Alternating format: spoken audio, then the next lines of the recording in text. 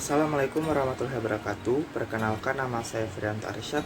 Saya mahasiswa dari Fakultas Perikanan dan Ilmu Kelautan, jurusan Budidaya Perairan Universitas Negeri Gorontalo. Di sini saya akan menjelaskan tentang budidaya tiram mutiara. Yang pertama, mari kita mengenal budidaya tiram mutiara yang ada di Indonesia. Di Indonesia sendiri, kegiatan budidaya tiram mutiara sudah cukup lama berkembang. Bahkan pada saat ini, ada lebih 65 perusahaan baik dalam bentuk modal asing maupun dalam bentuk modal dalam negeri. Tuntutan utama dalam budidaya mutiara adalah tersedianya ukuran operasi dalam jumlah yang cukup, tepat waktu, dan berkesinambungan. Namun, keuntungan penyediaan tiram mutiara tidak mungkin hanya mengandalkan hasil penyelaman di alam. Apalagi, hasil penyelaman di alam sangat fluktuatif, tergantung musim dan ukurannya tidak seragam. Mutiara yang ukurannya di bawah standar harus dipelihara sampai besar, sehingga diperlukan waktu dan tambahan biaya yang tidak sedikit. Yang kedua, kita masuk ke metode sarana pemeliharaan tiram mutiara. Sarana pemeliharaan tiram mutiara pada umumnya dilakukan dengan metode pemeliharaan gantungan atau yang disebut dengan hanging culture method. Pada prinsipnya, metode ini terdiri dari alat gantungan dan tempat untuk meletakkan gantungan. Metode pemeliharaan gantungan ini dibagi menjadi dua metode, yaitu metode rakit terapung atau floating raft method dan metode tali rentang atau long line method. Untuk metode yang pertama, yaitu rakit apung, selain berfungsi sebagai pemeliharaan induk, pendederan, dan pembesaran, juga berfungsi sebagai aklimatasi atau beradaptasi induk pasca pengangkutan. Menurut Priyono, pemeliharaan mutiara umumnya dilakukan dengan metode rakit apung. Cara ini banyak digunakan karena lebih mudah dalam pengawasan serta hasilnya lebih baik daripada cara pemeliharaan dasar atau bottom culture method. Bahan utama metode ini adalah kayu rakit, kayu atau bambu, pelampung, drum minyak, fiberglass, styrofoam, tali-tali, dan jangkar menurut Mulyanto. Untuk metode tali rentang menurut Winanto, bahwa pelampung yang digunakan adalah pelampung dari plastik, styrofoam, dan fiberglass. Tali rentang yang digunakan adalah dari bahan polietilen atau sejenisnya yang dipasang di antara tali satu dengan yang lainnya. Diberi jarak 5 meter dan panjang tali rentang tergantung dari luas budidaya. Metode tali rentang ini dapat diterapkan pada perairan yang dasarnya agak dalam atau perairan yang agak keras. Kemudian kita masuk ke pembahasan ketiga, yaitu teknik produksi. Yang pertama itu seleksi induk. Klasifikasi tiram mutiara yang memenuhi syarat untuk dijadikan induk berukuran antara 17-20 cm. Persyaratan yang paling penting adalah tingkat kematangan gonad. Induk yang berasal dari hatchery, khususnya induk jantan, ada kalanya berukuran 15 cm, sudah matang gonad penuh. Induk-induk yang sudah diseleksi atau sudah memenuhi syarat segera dibawa ke lab untuk dipijakan.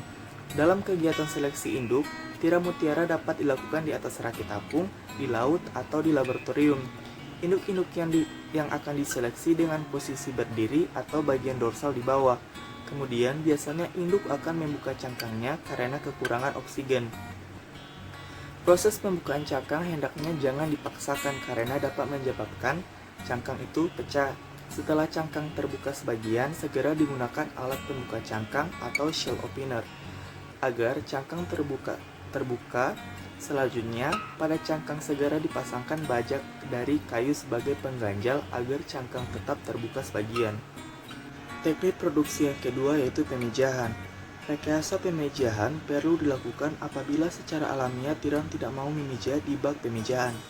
Namun, induk yang akan dipijakan harus memenuhi syarat untuk dipijakan.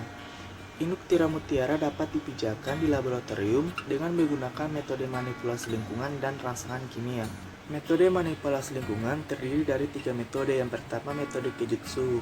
Kejut suhu dilakukan dengan cara, jika suhu air di tempat pemijahan mulanya sekitar 28 derajat Celcius, ditinggikan menjadi 35 derajat Celcius. Ini dinaikkan secara bertahap dengan bantuan alat pemanas atau yang disebut dengan heater. Yang kedua, fluktuasi suhu. Jika suhu awal di tempat pemijahan sekitar 28 derajat Celcius, maka akan ditinggikan menjadi 33-45 derajat Celcius. Jika induk belum memijah setelah 60-90 menit, maka suhu diturunkan kembali ke suhu awal.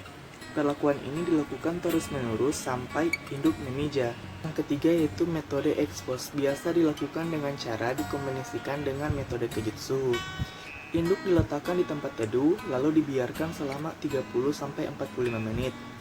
Pada kondisi tertentu, misalnya induk belum mencapai fase matang gonad atau fase 3, maka perlu dilakukan ekspos lebih lama, bisa mencapai 1-2 jam. Kemudian untuk rangsangan kimia, seperti halnya manipulasi lingkungan, dengan bahan kimia ini juga bertujuan untuk merubah lingkungan mikro tempat pemijahan. Secara ekstrim, bahan kimia dapat dengan segera merubah lingkungan pH air menjadi asam atau basa. Ini bertujuan untuk memberikan shock fisiologis pada induk, sehingga terpaksa mengeluarkan sel-sel gonadnya. Untuk jenis bahan kimia yang umum digunakan antara lain hidrogen peroksida, natrium hidroksida, amonium hidroksida, amoniak, dan larutan tris. Namun, hasil pembuahan biasanya kurang baik. Kemudian untuk pakan itu sendiri, tiram mutiara pada dasarnya memakan pakan alami, berupa plankton yang ada di perairan tersebut, sehingga selama pemeliharaan tidak diberi pakan tambahan. Untuk itu, perairan yang dipilih hendaklah memiliki kesuburan yang tinggi, agar tiram tidak kekurangan makanan. Pakan alami untuk tiram mutiara yaitu jenis-jenis flagellata. Kemudian untuk beberapa jenis mikroalga yang umumnya diberikan untuk larva tiram mutiara yaitu Isochris galbang dan Pavlova lutheri. Untuk pemeliharaan larva tiram mutiara lebih menyukai tempat yang gelap atau remang-remang daripada yang terang. Untuk itu, tempat pemeliharaan ditutup dengan plastik gelap. Kepadatan yang baik kurang lebih 200 ekor per liter. Kepadatan yang tinggi akan berpengaruh pada pertumbuhan normal, bahkan dapat menimbulkan kematian. Selama pemeliharaan, pergantian air sebanyak 50-100% setiap 2-3 hari atau sesuai kebutuhan. Kemudian manajemen kesehatan hama dan penyakit. Hama dan penyakit dapat menyebabkan proses budidaya menjadi gagal. Pertumbuhan tiram dapat terganggu, bahkan dapat mematikan tiram. Untuk itu perlu dilakukan pengendalian. Hama umumnya menyerang bagian cangkang. Hama tersebut berupa jenis teritip, cacing, dan Polysatea yang mampu mengebor cangkang tiram. Hama yang lain berupa hewan predator seperti gurita, bintang laut, ranjungan, kerang hijau, teritip golongan rumput laut, dan ikan sidap. Untuk upaya pencegahan dapat dilakukan dengan cara membersihkan hama-hama tersebut dengan manual pada periode waktu tertentu. Penyakit tiram mutiara umumnya disebabkan oleh parasit, bakteri, dan virus. Upaya untuk mengurangi serangan penyakit pada tiram mutiara antara lain selalu memonitor salinitas agar dalam kisaran yang dibutuhkan untuk menjaga kesehatan tiram. Yang kedua, menjaga agar fluktuasi suhu air tidak terlalu tinggi sehingga pemeliharaan tiram tidak terlalu dekat ke permukaan air pada musim dingin. Yang ketiga, lokasi budidaya dipilih dengan kecerahan yang cukup bagus dan tidak memilih lokasi pada perairan dengan dasar pasir berlumpur. Ada dua faktor dalam lokasi usaha. Yang pertama, faktor ekologi.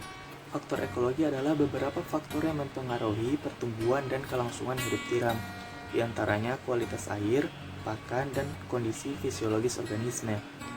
Batas faktor ekologi yang dapat digunakan untuk mengevaluasi lokasi budidaya adalah lokasi, dasar, arus, salinitas, suhu, kecerahan, pH, oksigen, dan parameter lain. Faktor kedua yaitu faktor risiko. Faktor risiko terdiri dari pencemaran. Pencemaran berasal dari kegiatan pertanian berupa kotoran hewan, insektisida, dan herbisida yang akan membahayakan kelangsungan hidup tiram mutiara.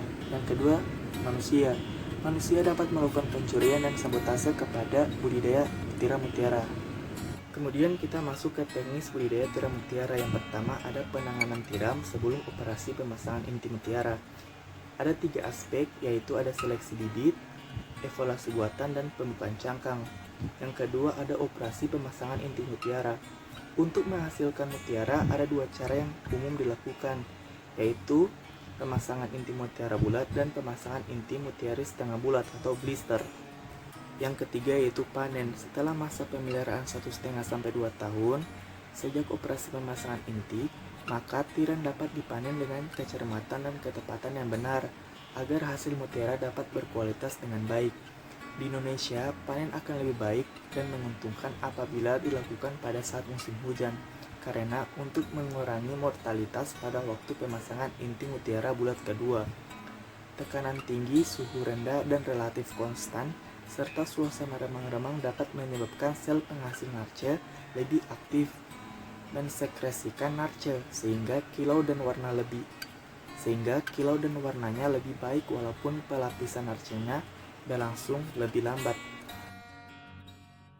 Untuk cara panen dapat dilakukan sebagai berikut. Tiram yang sudah panen diletakkan di atas meja operasi. Kemudian, bagian mantel dan ins yang menutupi gonat disisihkan sehingga mutiara akan kelihatan dan tampak menonjol dengan sedikit bercahaya. Lalu, dibuat sayatan pada organ tersebut, seperti pada saat pemasangan inti mutiara bulat. Maka mutiara dengan mudah dapat dikeluarkan dari gonat tiram.